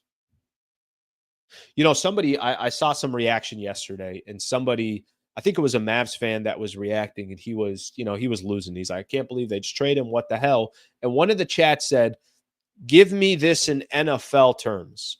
And just right off the top of his head, he said, it's like Lamar Jackson getting traded to the Cowboys. I'm like, that's a really good comp. So I think it's bigger than the Saquon to the Giants. I think the Lamar just overnight is a Dallas Cowboy, the biggest brand in the NFL. I thought that was a really good comp. Northborough, thank you for the super there. All right, let's get some more here. Luka effing Doncic. Love AD, but he's not Showtime. Luka, what a trip. Scotland, thank you for the super, brother. I appreciate it. What a trip. Like, I woke up this morning and I'm like, I still don't believe it. I actually still think that Shams was hacked. ESPN was hacked after that. Then Mark Stein, then Chris Haynes, then Yahoo, then Bleacher Report. I think right now everyone's been hacked. And there will eventually come news that says the trade never happened. Thank you for the super, brother. Let's get some more here. Bro, last night was as money as you get respected. Thank you, brother. I appreciate you. What did we do? 325 yesterday? 315? I don't even know what we did. But it was pretty interesting to be live while all this was happening and not believing anything that was going down. Thank you for the super, brother. Keep going here. Kevin Brown. Plot twist. Clutch orchestrated this with Nico to reunite Braun with AD, Kyrie, and J-Kid next season. All right. Can I tell you something? That's fine if they did that. If you're the Lakers, you know what you're worried about. Can we get one of the top 5 players in the league at 25? Mission accomplished. And now you could figure out all the other pieces. And you heard Eric Pincus talking about, where the Lakers are. They'll be in position to go sign another super here in the near future. I think that's in not this upcoming offseason, I think the following offseason. So let's call it a year and a half. And then depending on what LeBron decides to do. If LeBron decides, I want to play Luka, I want to play another year. Okay, then that's a little bit different. But do you see LeBron playing with the Lakers in a year and a half? I almost got to think that LeBron is, this year and next year, and then decides, all right, I'm good. That's enough. That's 24 years or 23 years in the NBA. 23? I think 23 years, something along those lines. All right, let's get a couple more in here. Thank you for the super. Jay Smooth. Does the Mavs GM relationship with Clutch have anything to do with it? Well, I know he's got a relationship with AD. And maybe Nico Harrison just said, if I'm going to do this deal, I got to make sure that I'm getting a player that I think can help me win an NBA championship right now, because it's the only way that they can justify doing what they did and save face. Listen, if the Mavs win a championship, then he's good. Nico Harrison got them a chip. And if he said, I had to calculate the risk and the reward. If I was going to trade Luka, I had to cash in a chip, and he got that accomplished, then I'll leave him alone. But that's kind of the position he's in right now, where you basically have to now win an NBA championship. Jay Smooth, I appreciate the super. Let's keep going here. Is Maxi Kleber contract tradable? Well, I know he's not available probably for the rest of the season. That's a good question. I'm not sure, to be honest with you. I'm not 100% sure. And I know what you're talking about. I know what you're talking about is trying to figure out, can he be traded basically now this year? So he's making 11 million this year. He's on the books for next year for 11 million, and then he's an unrestricted free agent. I don't know off the top of my head if he can be available in another trade. I do know this, that he's probably not going to be available for the Lakers this year. BT, thank you for the super. Get another one in here. I already can't wait for our next game in Dallas. The atmosphere will be pure insanity. Yeah, I think Luka, if I'm right here, there was a date that he was supposed to come. I think the date was February 8th was the date that I was looking yesterday that he was available for the Dallas Mavericks. He's been out with some kind of calf injury. So we'll see, if the Lakers get him back ASAP and he's on the roster. We'll see if the Lakers decide, wait a couple games. I don't know. I know that they only got 4 games left. They got a game coming up on Tuesday against the Clippers. Thursday is February 6th. That's trade deadline day against the Warriors. And then Utah, and then we're at the All-Star break. So keep that one in mind there. Oh, the atmosphere is going to be crazy. I think I saw the date, I want to say, is February 24th, Lakers Mavs at Crypto. Luka going up against the Mavs, Anthony Davis coming back to LA to take on the Lakers. Thank you, by the way, for the super. Michael, thank you for the super here. Let's not give Disney Pelinka all the credit. Bigger malpractice by the Dallas GM and ownership giving the okay. What the hell was Dallas thinking? Mike, I got to be honest with you. I think sometimes we don't want to give credit where credit's due. Or I think sometimes we just don't want to give people credit. And I think I don't care how Luka got here. I don't care how LeBron got here when he did, and people wanted to take away any credit from Magic, and they wanted to take credit away from Rob Pelinka. It's like, oh, well, he chose the Lakers. I don't really care. Did you get the guy or did you not? And if you did, then you should get some of the credit. For me, I'm not going to sit here and say, you know what? Luka came to the Lakers. Dallas, they're idiots for trading him. Rob Pelinka, you get no credit. No, I'll give Pelinka credit. No problem. You know what? LeBron decided he wanted to be a Los Angeles Laker. I'm going to give Magic no credit. No, I'm going to give Magic credit. That's fine. Like I don't really like picking and choosing when to give credit. Because we're always looking at these guys and most of these, you don't want to give them credit. And then when there's a time where you could say, well, they did pull the trigger, or they did do this, or they did keep it under wrap. Maybe there's a relationship there between the two of them. I'm going to give him credit. I got no problem giving him credit. Thank you, Michael. I appreciate the super. Let's keep going here. Laker in Hawaii. I'm excited about Luka. Bring it on. Let's go. We just got relevant for a decade. That, my friend, is, I think, the best part about all this. And it's why one of my topics is talking about the long-term plan. But the thing to me that's most interesting about this trade, and the thing that I think we now see the next era. It's in front of us. There's no more questions about what life's going to be after LeBron. There's no more questions about, can AD lead a team and what player can you bring with him? Will Anthony Davis want to be here when LeBron is gone? All that's out the window.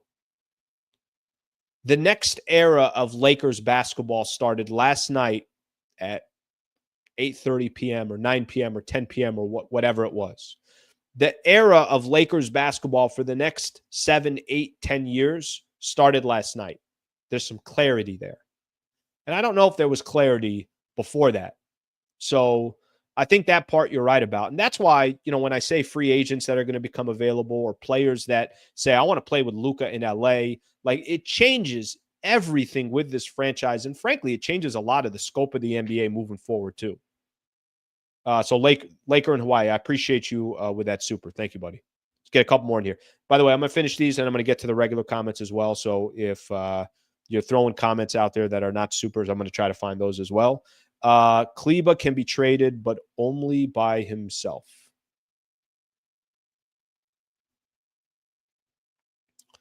We'll see what they do. Northborough AES, I'm going to say this again. I hope the Lakers don't treat between now and the deadline like nothing.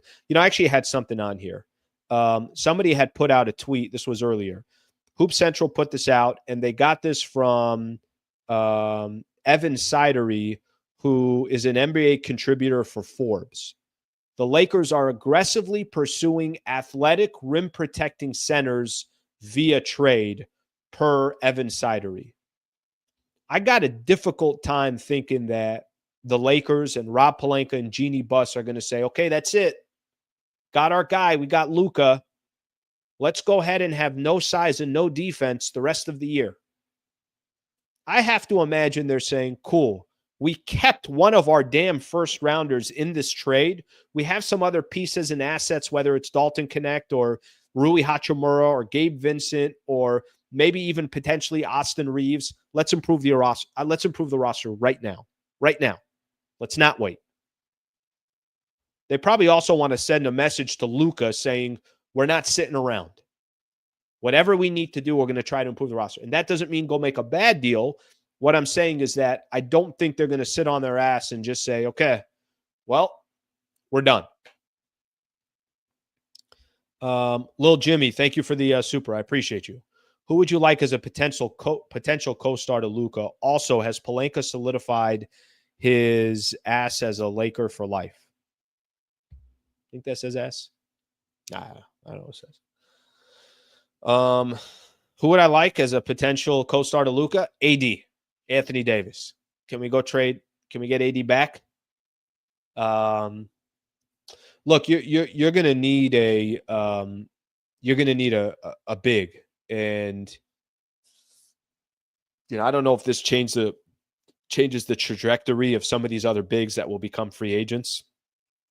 I'm sure they want to play with. I'm sure they want to play with Luka. All right, let's talk about some wings. What players can you look at around the NBA? And honestly, off the top of my head, I'd have to really think what guys are going to be available, what might be realistic. Maybe is there a player with an organization you don't see them there as a long-term fit? But with Luka as your point forward, you need wings and you need a big. So whatever that can potentially look like down the road for the Lakers, I think will be a little bit fascinating. But off the top of my head, players that I think would be great fits and maybe aren't crazy about where they're at. I saw a lot of these names yesterday, which, I think you actually need somebody that's better than this player, but I think it's a good player. I saw a lot of people throwing Domantas Sabonis's name out there because of, the situation in Sacramento and what they're going to do and everything else. I think it'd be really tough to get Domantas Sabonis, but that kind of a concept of a player I like. But even if you have Sabonis, then you need a center that's a rim runner, defensive player, guy that can, do all the dirty work. Let me see some other players in the NBA that could be, potential really nice fits with a guy like Luka. I mean, obviously we have we have the obvious ones, of course, the Joels of the world. I mean, but you're asking for basically 2 top 5 players in the NBA. I don't think Giannis is coming to the Lakers. I don't think Nikola Jokic is coming to play. So, it's really about kind of building who's another top 15 player in the league that you feel like would be the right player around the right age too. All right, let's take a look at some more comments here. Check out the Dallas Mavericks game score. The Dallas Mavericks game score. I don't know if I completely know what that means, but I appreciate the super. By the way, Lil Jimmy, thank you for the super as well. Check out the Dallas Mavericks game score. I'm not sure on the fly what specifically that means. Sources, a rift began growing between Luka and the Mavs after this moment. Never take a beer from a grown man. I think they're joking around there, obviously. Shams on the biggest trade in NBA history. Nico Harrison. I'm going to play this one here in just a second, but I want to get through some more of these comments. Scotland, I'm sorry. I'm not 100% sure about what you mean by the game score. Mavs just gave up. Oh, they played. Check the results. Got you. All right, let's see. They already played. That's right. They already played. They already had their game today. Oh, Jesus. But I mean, listen, they don't have their guys. Like, okay, I'm going to go ahead and look at the scores here real quick.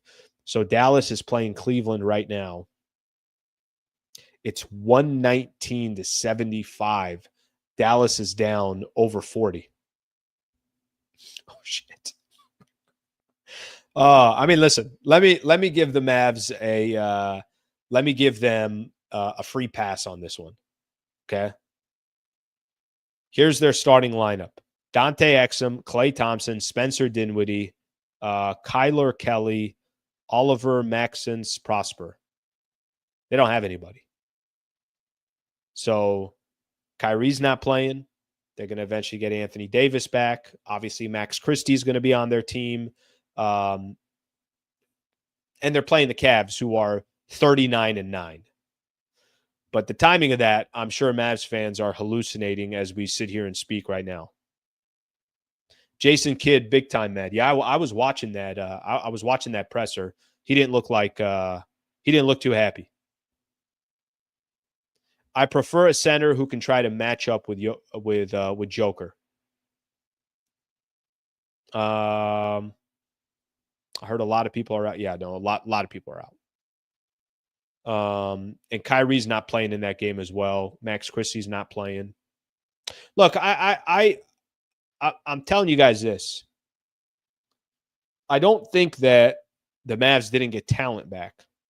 I do think it's criminal they didn't get both first rounders. Criminal they didn't get both first rounders. To at least get both first rounders and then go make another move with those 2 first rounders that you have, right? So I think it's criminal that they didn't get those 2 first rounders. And if I was the Dallas Mavericks, I'm also asking for more talent. Dalton Connect. I'm asking for Austin Reeves. I mean, maybe Lakers aren't going to give up that package, but I got to be honest with you guys. I think the Lakers are so star hungry. They'd have given up anything for Luka. For a chance at Luka for the next 7 to 10 years, do you know the amount of income that will come in off of Luka? Do you know the global icon Luka is, that in today's NBA, which it's a global brand, you now are exposing yourself as big as your brand already was, as big as LeBron already was. Luka's 25. I think they would have given up anything for Luka. All right, let's keep going on some of these comments here. And then I want to play what Shams had put in there that I just saw on Twitter, and we'll keep going. Robbery of the century. Might be right. Mavs are mourning. I guess people are like showing up to their arena, and they brought like a coffin. Fans are bringing coffin of like, I don't know what's going on over there, but I just imagine Dallas fans are completely losing it. Welcome home, Luka. Pelinka gets executive of the year for this trade. No, you know who gets it? Nico Harrison gets it from the Lakers. Nico Harrison just won an award from the Lakers. He just won an award. All right, let me get some more of these comments in, and then I want to play this thing from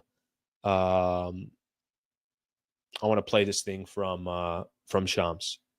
Nico Harrison has just become the all-time greatest general manager of the Los Angeles Lakers while he's wearing a Dallas Mavericks, while he's representing that franchise. I personally think Nico Harrison's better than Jerry West. That's my personal opinion.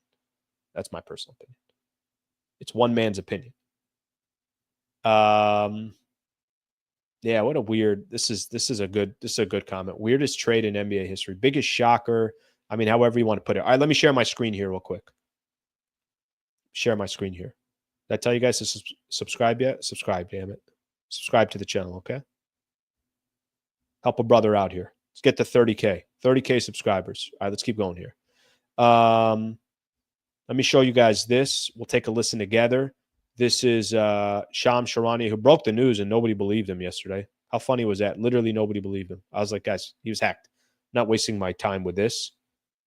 All right, let's listen to Shams. This is the most stunning trade in NBA history. That's what sources on all fronts, people involved around Anthony Davis, around Luka Doncic. This came together in the last several days. I'm told the Dallas Mavericks called the Los Angeles Lakers. Nico Harrison, the general manager of the Mavericks, called Rob Pelinka, the vice president of the Lakers, and offered Luka Doncic in a trade. Not for LeBron, not for Austin Reeves and picks, for Anthony Davis. And this never happens in the NBA where a player 25 years old in the prime of his career, obviously about 6 years younger than Anthony Davis, who's 31 years old, also in the prime of his career. But Luka Doncic, he has a runway of the next 10 years to being the face of the Lakers. That's exactly why they made this deal. And from the Mavericks' perspective, it's going all in a win-now move.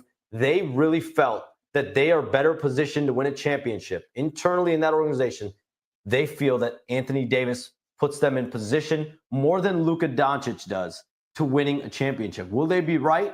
We're going to know in a matter of months, in a matter of the next 1 to 2, 3 years. Mm-hmm. But this is obviously just shocking, stunning. I think people in the league are still, I don't think they still understand what just happened. And I think we're all trying to figure out exactly what just happened. Yeah, I actually don't even think that's Shams. I think Shams is still, it's still not him. This is still not real. And I still don't believe anything that I saw. Okay, let's take a look at some of the more of the comments. It's funny, I haven't really got a chance to keep looking at some of the reaction from, what else went down today. I just woke up, obviously slept late like everybody else, trying to figure out what the hell happened. And then I did kind of my due diligence, a little bit of research, Lakers presser, all this stuff, thinking of the long-term vision, short-term, Eric Pincus come on. But there's probably a lot that's happened since I, started my show or whatever the case is that I haven't even seen yet. All right, let me get some more comments here. Go get John Drake. Thank you for the super brother. Go get Matisse Thybulle, Nick Claxton, and one more big. Guys like Dennis Smith Jr. and Lonnie Walker would be good talent to add. Go get more talent and dogs. Can I let me kind of emphasize something here that I said a little bit earlier and what I'm hoping for. What I'm hoping for from this Lakers team, from the organization, like I said, and the quote that I read here a little bit ago, I think it was Evan Sidery that I mentioned, Lakers are targeting a big, trying to be aggressive. I don't think Lakers are done. I really don't. I don't think Pelinka, and I don't think Genie, especially Genie in this whole situation, is sitting back and saying, well, let's just have an incomplete roster for the rest of the year. I think there has to be this thirst from the team. Strike right now. You still kept a first rounder. You have that second rounder that's available as well. You have players on your team. If there are some teams out there that like Dalton Connect, who's technically a first rounder, but a little bit more proven than other first rounders out there, what's his market value? Are there players out there that are looking at, they're probably not going to want him for the actual player, Rui. Maybe they don't want Gabe Vincent and Rui, but if you throw some draft capital in there, now there is some interest in potentially one of those players. Don't stop now just because you got Luka. So I say all this because, John, as I'm reading what you said here, Matisse Thybulle, I mean, you could pick guys that you want. Nick Claxton, go ahead and pick any player that you feel is of an interest to you that you think is a good fit. But the point that I'd be trying to make has less to do with a specific player. The point that I'm trying to make is don't stop right now. Worry about the offseason in the offseason. Luka's locked up. Luka's going to be a Los Angeles Laker for the next 7, 8, 10 years. You don't have to worry about who you're handing the keys over to. But I think what you should worry about is how great would it be that you surrounded him with a few more pieces for this playoff run and just see what happens. See how LeBron and potentially Luka are playing together for a playoff run this year in the first year to allow some of those other players or the rest of the league or other guys that are going to be free agents to be like, holy shit. Even if it's, you're threatening in the West, but you don't win it all. Guys, we've seen Luka with nothing do amazing things on the Dallas Mavericks team. We saw it when he took the Clippers to 7 games with Kawhi and with Paul George and the team that they assembled there with the Clippers. He took them to 7 games. He's a killer. He's one of the greats in the game. You're not going past 3 or 4 when you're talking about best players in the league. He's a Los Angeles Laker, and you know he's going to be a Laker for a while. Don't stop now.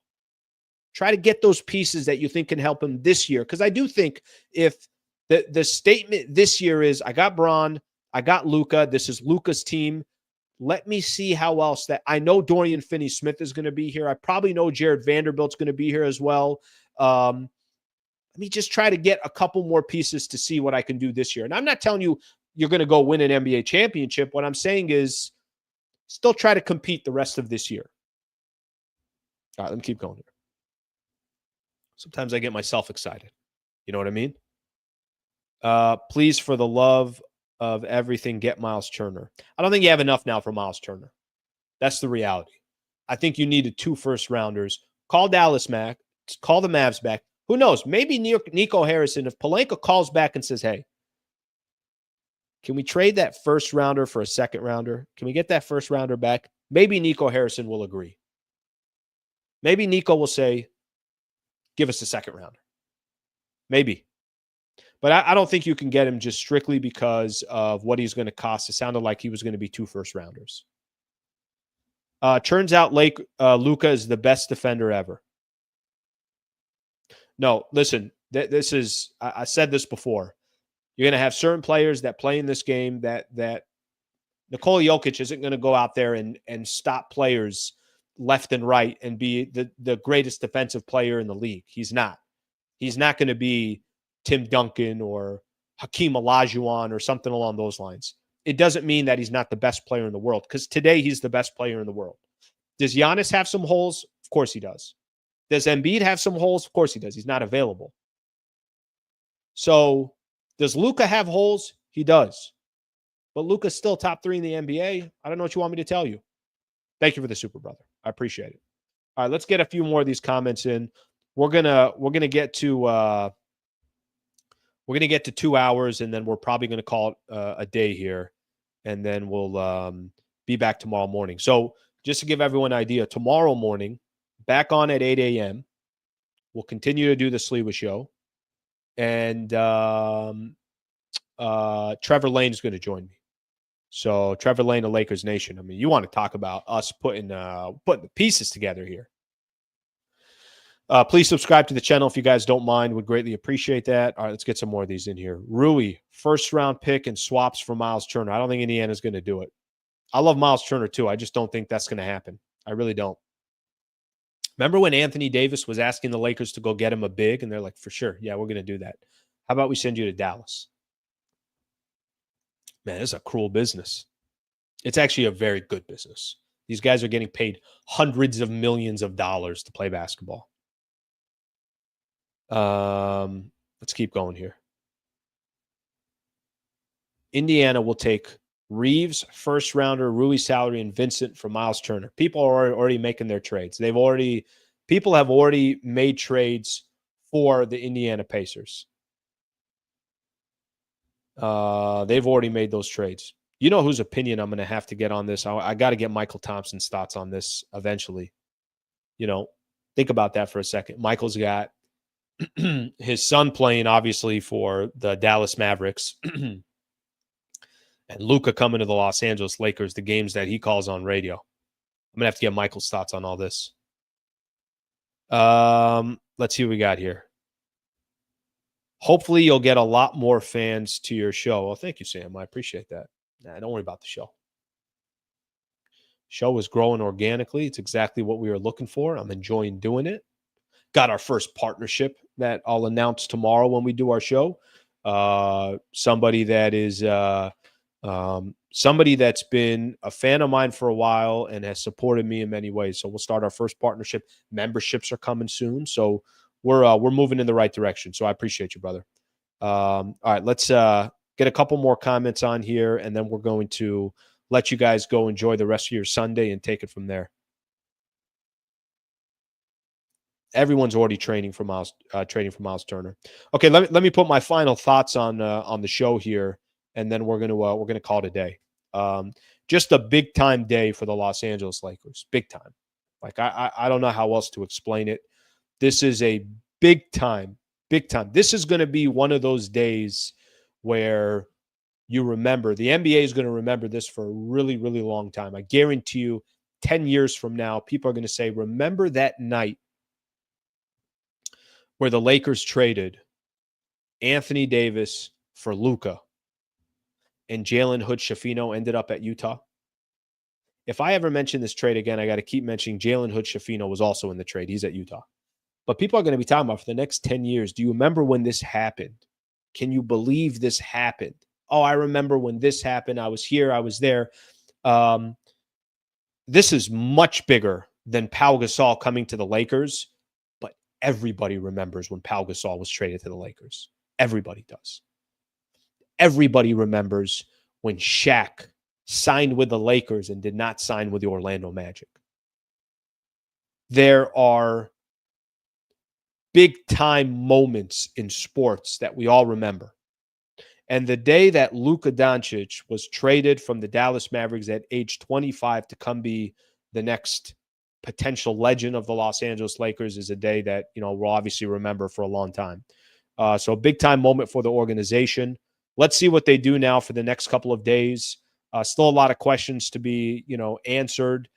Still a lot of, I think, fallout of what the details are going to be from when this trade all went down. But it's phenomenal. It's fun. It's interesting. And I'm glad to be covering it and trying to put up as much content as I can for everybody that's here. All right, my people. Thank you very much for being a part of the show. Thank you for hanging out on this Sunday. 2 solid hours. Really enjoyed it. Hopefully you guys enjoyed the content as well. I'm back on tomorrow morning, 8 a.m. with Trevor Lane right here. So make sure that you hang out. We'll continue to talk, obviously, about this blockbuster trade and kind of what happens from here. I'm sure between now and by the time tomorrow morning comes, there'll be a lot of other stuff to get into. Thank you so much for being a part of the show. Thank you for supporting the channel. Please subscribe to the channel if you don't mind. Like the videos and share it if there's anybody that you think would like the content as well. Thank you, everybody. Have a great rest of your day, and we will see you tomorrow.